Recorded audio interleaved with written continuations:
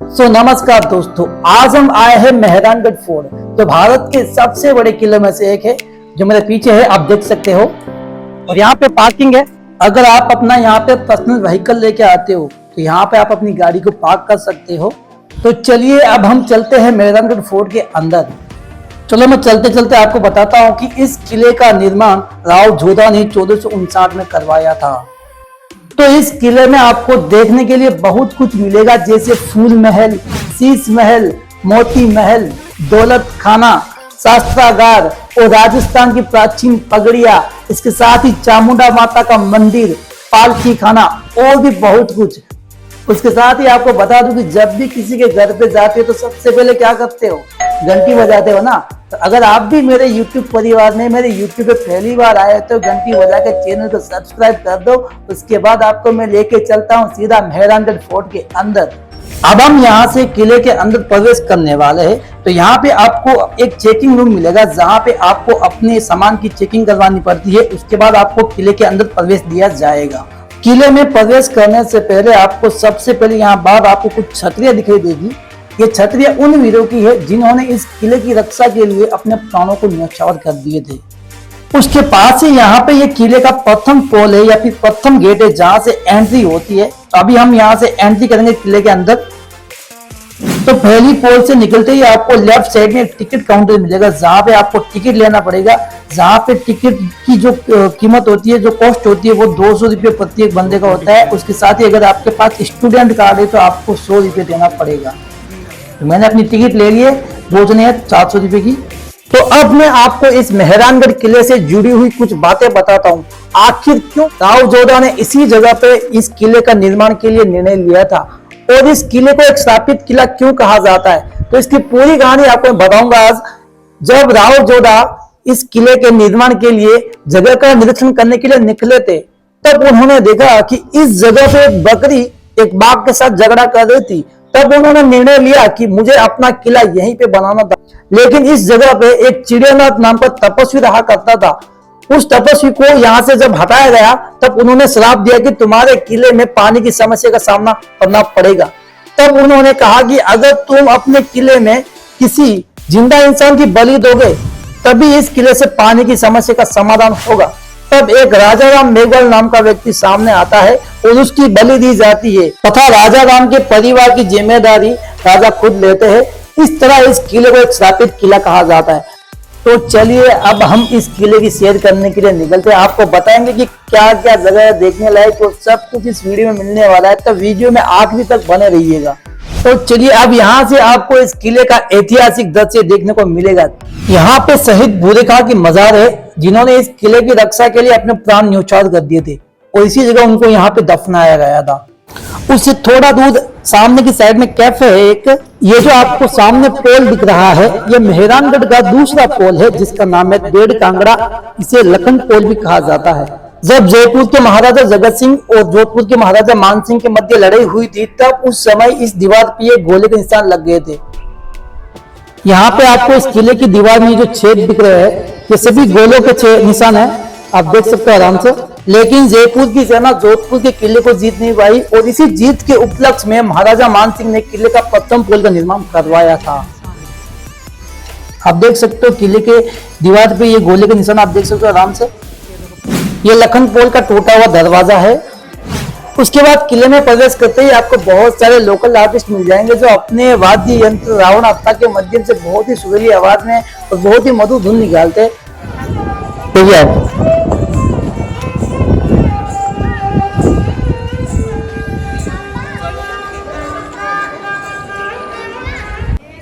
अब हम किले की तीसरी पोल में प्रवेश करने वाले हैं।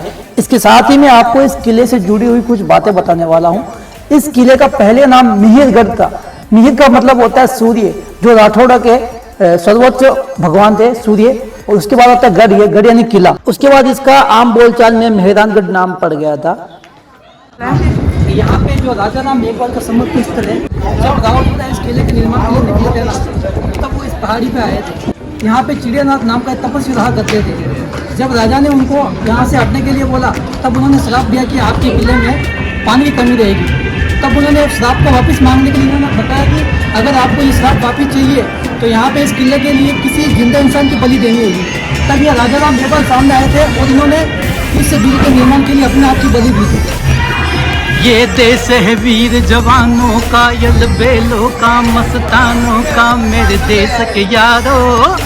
यहाँ पे कुछ लोकल कलाकार अपना म्यूजिक बजाते हैं, अपनी कला दिखाते हैं और सभी लोग यहाँ पे खड़े होकर इनके साथ बैठ के सब सेल्फी वगैरह वीडियोस बनाते हैं। सभी लोग उनके म्यूजिक को सुनकर बहुत मजा आता है, बहुत ही अच्छा लगता है उनके साथ, इतना अच्छा ही गाते हैं।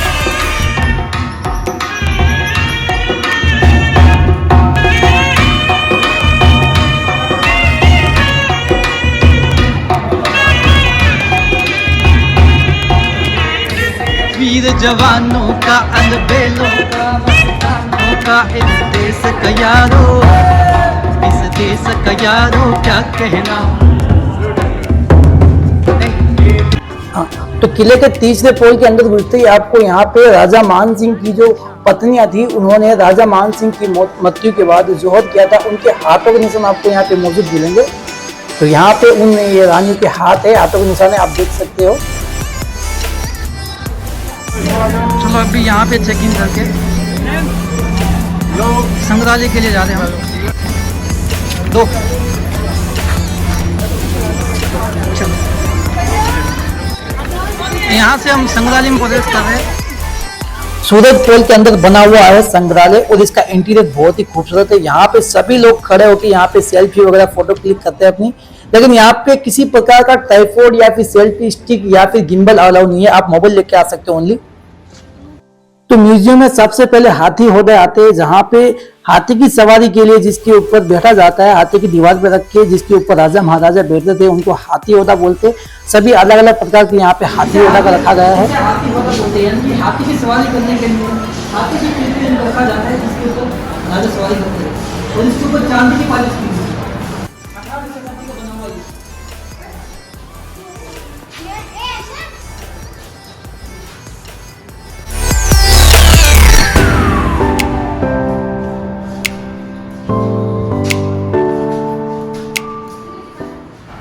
ये जो आपको सामने दिख रहा है हाथी होदा, ये हाथी होदा शाहजहां ने महाराजा जसवंत सिंह को सम्मान के रूप में दिया था। इसमें चांदी मिश्रित की गई है और ये लकड़ी की फ्रेम में बना हुआ है। सोने के पानी की परत है इसके ऊपर, पिघल गया पता नहीं क्या। चलो अब हम जाते हैं पालकी खाना देखने के लिए। ये है पालकी खाना। पालकी खाने में प्रवेश करते ही आपको एक दीवार पर एक विशेष प्रकार के कपड़े पर पेंटिंग्स बनाई हुई नजर आएगी, जो दिखने में काफी सुंदर है। आप देख सकते हो यहाँ पे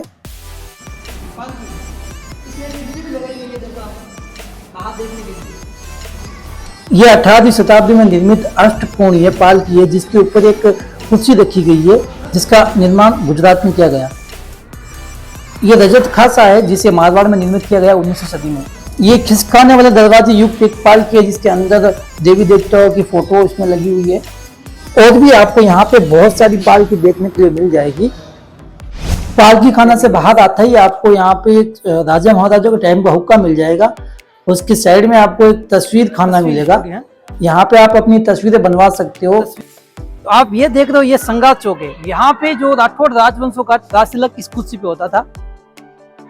चलो अब हम आपको दौलत खाने का दर्शन कराते हैं, आ जाओ। दौलत खाना में प्रवेश करते ही आपको एक बड़ी सी पालकी नजर आएगी, जिसे महाडोल कहा जाता है, जिसे जोधपुर के महाराजा अभय सिंह गुजरात के सूबेदार सर बुलंद खान को हरा के लेकर आए थे। उसके पास ही कांसे से बनी एक बड़ी सी तोप है, जिसका तथा इसके दूसरी तरफ एक और तोप रखी गई है, जिसका आकार मछली और मगरमच्छ के संयुक्त रूप के जैसा है। इसका नाम दौलत खाना इसलिए रखा गया क्योंकि पूर्व में यहाँ पे राजघराने का खजाना रखा जाता था। दौलत खाने में प्रवेश करते ही लेफ्ट साइड में सबसे पहले आपको एक बड़ा सा तोरण नजर आएगा, जो ये कि आपके सामने दिख रहा है। ये मुगल बादशाह अकबर की तलवारें है और इसके साथ ही दौलत खाना में अनेक प्रकार की ऐतिहासिक तलवारें रखी गई है। ये पर्दा है, जिसे बांस की तिलियों पर रेशम के धागों को लपेट के एक डिजाइन के रूप में बनाया गया है। बहुत ही सुंदर है ये। हाथी दांत से बनाए गए जोधपुर के रैकाबाग रेलवे स्टेशन की जो प्रतिकृति दिखाई गई है यहाँ पे, और चांदी की ये बग्गी है यहाँ पे, जो राजकुमार इन गाड़ियों से, इन खिलौनों से खेला करते थे। इस तरह यहाँ पे ये पुराने समय में इतने बड़े बड़े ताले का उपयोग किया जाता था, बहुत बड़े, जिनको कोई तोड़ नहीं सकता आसानी से। तो यहाँ पे उस समय प्रचलित जो मारवाड़ में सिक्के थे उनको दर्शाया गया है। स्टूडियो कंपनी के सिक्के, मारवाड़ के सिक्के या फिर मुगल दरबार के सिक्के, और उन सभी सिक्कों के आगे उन शासकों की फोटो दी गई है जिन्होंने उन सिक्कों को चलाया था। यहाँ पे गणगौर देवी की सुंदर प्रतिमा है। यहाँ पे मेरी हाइट से भी बड़ी बड़ी यहाँ पे बंदूकें, देखो कितनी बड़ी बड़ी यहाँ पे बंदूकें रखी गई है। यहाँ पे सभी प्रकार के रंगों को दर्शाया गया है जो भी पेंटिंग्स में यूज होता था।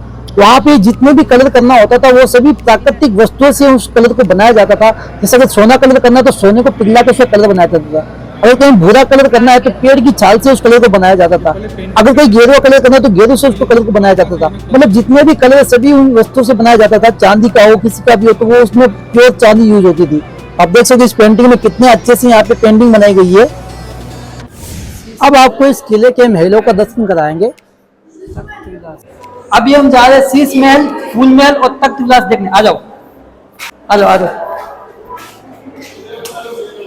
जब राजा महाराजा युद्ध में जाते थे तो इस तरह का टेंट लगाते थे। ये बिछोना है, इसे अंगरखा बोला जाता है, जो शरीर के ऊपरी हिस्से में पहना जाता है। और ये यहाँ पे पर्दे लगाए गए हैं।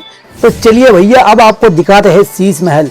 शीश का मतलब होता है कांच, यानी कि ये पूरा महल कांच का बना हुआ है जिसमें उत्तल कांच का उपयोग किया गया है। जब इन कांच पर दीपक की रोशनी पड़ती है तो एक बहुत चमचमाते दिखाई देते हैं। और ये सुंदर सा महल जोधपुर के महाराजा अजीत सिंह का शयन कक्ष हुआ करता था। भाई सच में बहुत सुंदर लग रहा है ये महल तो यार, गजब, सुपर। सो गाइस ये है फूल महल जिसका निर्माण अभय सिंह ने करवाया था। इसकी छतों पे बहुत ही ज्यादा सुंदर कलाकृति से फूल बनाए गए हैं। और इसकी दीवार में तख्त सिंह के 10 राजकुमारों में से 9 राजकुमारों के चित्र बने हुए जो आप देख सकते हो यहाँ से। यह महल बहुत ही सुंदर और आकर्षक है, इसलिए इसको नजर लगने से बचाने के लिए इसकी छत के चारों तरफ काले धागों के गुच्छे लगाए गए ताकि इसको नजर न लगे। और इसी फूल महल में राजा महाराजाओं के समय यहाँ पे नृत्य की महफिलें लगती थी, इसलिए इसे नृत्य कक्ष भी कहा जाता है। अभी हम जा रहे हैं तख्त महल में। तो अभी जो आप देख रहे हो ये है तख्त महल, जो महाराजा तख्त सिंह का निजी कक्ष हुआ करता था और एक बहुत बड़ा कमरा है। इसकी विशेषता है कि इसमें जो रंगीन कांच लगाए गए खिड़कियों में वो बहुत ही सुंदर और आकर्षक लगते हैं। और इसके बाद अब हम जा रहे हैं आर्मरी यानी कि शस्त्र खाना देखने के लिए। तो यहाँ से ये बाहर इसका गैलरी है, इंटीरियर है। और यहाँ से अब यहाँ से हम आर्मरी में प्रवेश कर रहे हैं। तो आगे मेरे पीछे पीछे आपको दिखा रहा हूँ मैं शस्त्र खाना। तो इसमें प्रवेश करते ही सबसे पहले तो आपको बड़े बड़े भाले दिखाई देंगे। इसके साथ ही आपको राव जोधा सहित कई सम्राटों के अस्त्र शस्त्र और तलवार यहाँ पे आपको देखने को मिल जाएगी, जिसमें सम्राट अकबर और तैमूर की तलवारें भी शामिल है। इसके बाद अब हम आए हैं सरदार विलास में, जहाँ पे पुराने समय में जो खिड़कियाँ दरवाजे थी उनको रखा गया है सुरक्षित। ये भी खिड़की में कितनी बारीकी से काम किया गया है, देखने लायक एकदम, बहुत ही सुंदरता से खिड़कियाँ दरवाजे सब कुछ इसमें रखे गए हैं सुरक्षित।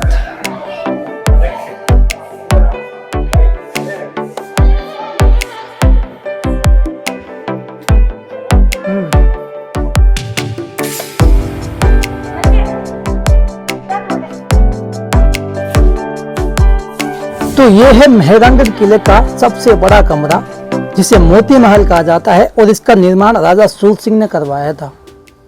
इसमें सामने शाही सिंहासन है जिसे श्रीनगर चौकी के नाम से जाना जाता है। और सामने आपको ये बालकनियां दिख रही है, इसमें बैठ के रानियां अदालत की कार्यवाही सुना करती थी। और इसकी दीवारों में प्लास्टर के साथ कुचले हुए सीपियों के चूर्ण को मिलाया गया, जिसके कारण इसकी दीवारें मोती के समान चमकती है, इसलिए इसको मोती महल कहा जाता है। इसके बाद हम आ गए हैं जनानी डोडी में। जनानी मतलब होता है महिलाएं, यानी कि महल की जितनी भी राजकुमारियां थी सभी महिलाएं, सभी राजकुमारियां इस महल में रहा करती थी। और इसमें पुरुषों का आना वर्जित था, यानी कि यहाँ पे पुरुष नहीं आते थे, ओनली महिलाएं यहाँ पे रहती थी। ये राजकुमारों के झूला झूलने के लिए पालने हैं, जिनमें छोटे राजकुमार जिनका जन्म होता था वो इसमें झूला झूलते थे। और इसी किले में वापस आते टाइम आपको यहाँ पे दुकानें मिल जाएगी, जहाँ पे जोधपुरी फेमस जूतियाँ मिल जाएगी। इसके साथ ही आपको ऊंट की हड्डियों से बने हुए कानों के झुमके वगैरह आपको इसका मिल जाएंगे रेडीमेड। और इसके साथ ही आपको बहुत सारी चूड़ियाँ, कंगन और ऐसे मिल जाएगा आइटम, कटलेट आइटम मिल जाएंगे। और आपको घर की सजावटी के सामान भी यहाँ पे मिल जाएंगे जो बहुत ही सुंदर है और आकर्षक है, आप देख सकते हो यहाँ पे। अब हम किले की बैक साइड में जा रहे हैं, जहाँ पे आपको किले की दीवार पे तैनात तोहफे देखने के लिए मिलेगी और आपको वहाँ पे मिल जाएगा चामुंडा माता का मंदिर। तो माता जी के भी दर्शन हो जाएंगे। आप लोग सोच रहे होंगे कि ये मकान किस लिए बने हैं, तो बता दूं कि ऊपर यहाँ पे सभी तोप रखी गई है और इन तोप चलाने वाले के परिवार यहाँ इन घरों में रहते थे, कमरों में रहते थे। यहाँ से सब लाइन टू लाइन यहाँ से लगा के वहाँ तक पूरे ये कमरे बने हुए। यहाँ पे जो ऊपर तोप रखी गई है, इन तोप को जो भी चलाते थे उनके परिवार वाले यहाँ पे रहते थे। तो अभी आप यहाँ से देख सकते हो कि इस दीवार पे, किले की दीवार पे किस तरह से तोपे को तैनात की गई है। और यहाँ पे ये मशहूर तोप जिसका नाम आपने सुन रखा होगा, किल किला, ये तोप है। राव जोधा ने इस किले को शायद से 410 फीट ऊंचे पे बनाया गया है। इसके साथ ही इसकी दीवार है जो 36 मीटर ऊंची है और इसकी चौड़ाई 21 मीटर है, जहाँ से आपको पूरा जोधपुर शहर देखने को मिल जाएगा। यहाँ से देख सकते हो पूरा जोधपुर शहर आपको यहाँ से दिखता है। तो अब हम यहाँ से सीढ़ियों को उतरते हुए चामुंडा माता के मंदिर का दर्शन करने जाएंगे। आप देख सकते हो यहाँ से वहाँ पे चामुंडा माता का मंदिर बना हुआ है। तो आप यहाँ पे देख रहे हो, यहाँ पे बकरों की बलि दी जाती थी इसी स्थान पे, इस जगह पे। इसके पीछे किले के बैक साइड यहाँ पे एक और बंदा है जो रावण हत्या के जरिए म्यूजिक को बजा रहा है। देखो कितना अच्छा लग रहा है यहाँ पे, देखो।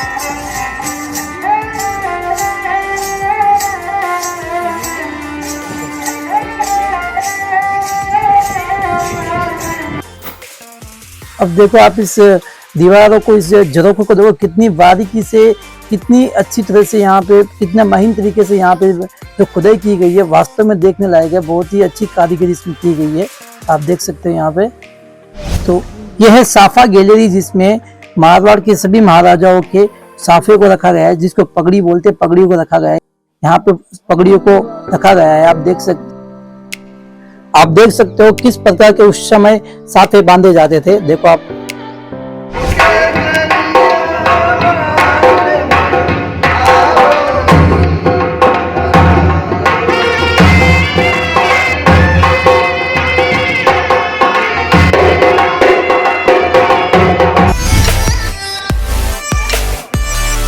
तो इसी के साथ आज का व्लॉग खत्म होता है। अगर आपको ये व्लॉग पसंद आया तो प्लीज लाइक, कमेंट, शेयर जरूर करना और चैनल पे पहली बार आए तो सब्सक्राइब जरूर करना।